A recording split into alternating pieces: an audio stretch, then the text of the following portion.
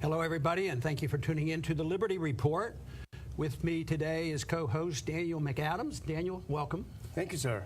Good. I want to bring up the subject today of the Balkans. You know, in the early part of the year, I wrote a statement, a rather long statement about my assessment of what was going on in the world and also domestically.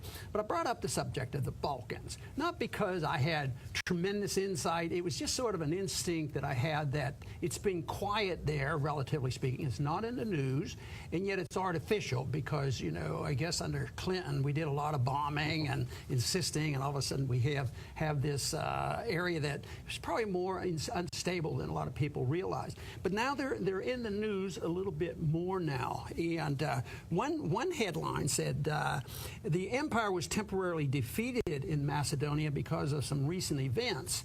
And you know, a lot of people in this country know about the places we're involved in. We're involved in so many, and there's been so many of these colored revolutions, and we're involved in Ukraine and Syria and Iraq and Afghanistan, but not so much here. So I think it's good to refresh their memory, you know, exactly where Macedonia is. And what do you think's going on there? Do you think the government is winning, or are the people winning at this very moment?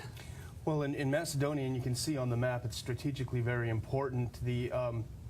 A lot of it is pipeline politics. There was the South Stream pipeline was scheduled to go from Russia through Bulgaria and up through Romania and into Hungary, and from there into Western Europe. Western Europe is dependent on Russian gas. Under U.S. pressure, Bulgaria backed out of the South Stream pipeline, and Russian President Putin was in Turkey recently, where he signed a deal to construct what they call the Turk Stream or Turkish Stream pipeline, and that would be a similar route just a little further south. It would avoid Bulgaria, go up through Greece, and then a northern spur up through Macedonia, and that's critical, Serbia, Hungary, then into Austria.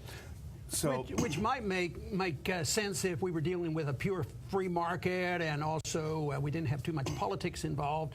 I guess they're a little bit concerned about the pipeline going through Ukraine right now. It's a precarious situation, and we've sort of messed that up.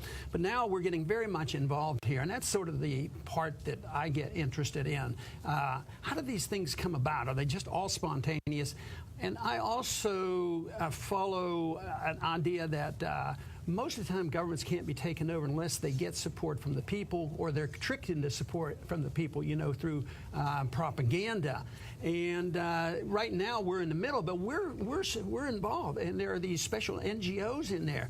And it shouldn't surprise too many of us. It certainly didn't surprise us that our friend George Soros is involved in this as well. Yeah, it's very interesting. You know, the U.S. Started turning against the Macedonian government, which was elected just last year in elections that were recognized as legitimate elections. The U.S. started running afoul of him, of the Prime Minister Gruevski, after one of the main things was he refused to go along with the sanctions on Russia. And you know, the main U.S. policy followed by the EU as well is you've got to go for sanctions on Russia, you've got to isolate Russia. Right. So that kind of painted a target on his back. And then agreeing to participate in the Turk Stream was like the final nail in the coffin. But you have, and actually, if you look, we do have a graphic of the NGO. This is one of the main NGOs that are working in Macedonia, and they're trying to stir up people to overthrow the government, like we saw in Ukraine. And it's called Civil, and this is it's a you know, the major NGO. But if you scroll down a little bit, you'll see who funds this. Very openly funded by the Embassy of the United States of America and George Soros's Open Society, along with the German and Swiss governments. You know, the one thing I like to do, you know, when they talk about defense money, I don't call it defense, I call it military, because words have meaning. When I say Embassy of the United States, that's just probably token, just discussion or something. But it should be up there. The taxpayers of America are behind this, so the money gets involved. And we do know that a lot of our money, because in Ukraine, you know, whether it's direct or indirect, and our CIA agents and special forces and NATO being involved in IMF money. So this is always a thing that American taxpayers get stuck. And this is one more time, it's sneaking up on us. And even though right now it looks pretty calm, and let's hope it stays that way, I can't quite put that in the category of the danger of an explosion, you know, in Yemen and the ongoing process in Syria as well as Ukraine.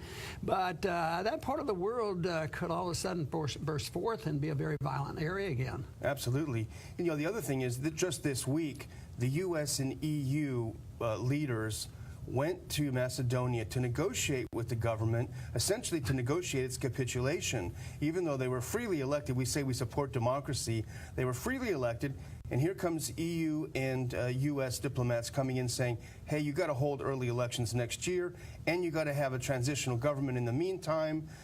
Essentially, it's an overthrow without blood in the streets. Yeah, it's another coup, but it's not coups. We think of the violence, they throw them out or put pressure on people where they have to leave. And this is a case that looks cleaner and neater. But if no outside forces were involved, there probably wouldn't be an election right now, wouldn't you think? No, not at all. But the other thing, there was the threat of violence. Just recently, there was a group of Albanian terrorists who attacked, and I think they killed about 20 police officers in a small village. And so I think that threat of violence and the threat that you could have another Ukraine situation, perhaps it helped convince the prime minister to back down. But can you imagine if the Chinese came over and told Obama, you've got to cut your time as president 2 years short because you did some bad things like spying on the Americans? You know, when the Soviet system collapsed, 89 and 90, that area, and we started opening up our doors and trading, and we were doing rather well till about 2 years ago or so, all of a sudden it was like a switch. No longer are we going to do anything with the Russians. They're bad people, they're evil people, and they do everything wrong, and they cause all the problems, whether it's in Syria or whether it's in Ukraine. And this is a consequence of that attitude. You know, if we had perfect peace through Ukraine in negotiation, if the people of Ukraine had been allowed to work this out, there might be two parts of Ukraine or something, but this is a continuation. One place they fail, you know, and it causes them to have to say, oh, well, maybe we can go south and maybe we can get around what the imperialists are doing and take care of this. But it is a consequence of this switch turning on. It always amazes me on why are they doing this. They turn the switch on and they get the Europeans to go along. I don't see how it's going to help the Europeans. This fight here is not necessarily going to help the Europeans. They may come up short in both pipelines. They need the gas. That's the thing. They're shooting themselves in the head because they're not going to have any. What do they think? They're going to get shale oil from the U.S.? You know, they need this energy, yet somehow they keep following the U.S. dictate to shut off these pipelines. Right. Anyway, I wanted to bring this attention to our viewers. I think it's a very important issue, and keep an eye on that. We're going to keep an eye on this, and I think that it is potentially a very dangerous area, but let's hope something good comes of it. That's always a possibility, but people will not do the right thing if they don't have the right information, and American people should stand up and say, no more financing of more revolutions. We don't need more war on the table. Anyway, I'd like to thank everybody for tuning in to the Liberty Report, and come back soon.